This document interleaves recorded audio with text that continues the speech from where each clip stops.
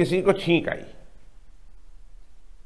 उसने स्नीज किया, उसको छींक आई। और मसला ये है शरीयत मुताहरा का कि जब तुम्हें स्नीज आए, जब तुम्हें छींक आए, तो इतना तो कह दो कम से कम अल्हम्दुलिल्लाह, अल्हम्दुलिल्लाह। और अगर किसी ने स्नीज पर यह कह दिया अल्हम्दुलिल्लाह अला कुल्ले हाल, क्या बोला उसने?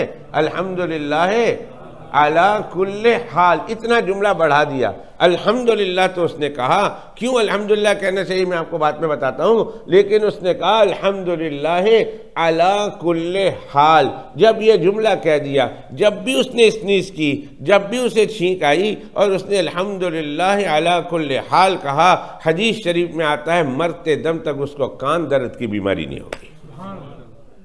कान के रिलेटेड हवाले से कोई बीमारी है, अल्लाह ताला स्नीज करने वाले और उस पर ये दुआ पढ़ने वाले की कान रिलेटेड तमाम बीमारियों को अल्लाह दूर कर देते हैं, और होगी नहीं, और जिसको नहीं हुआ कभी कयाम मरते दम तक उसको होने का नहीं है।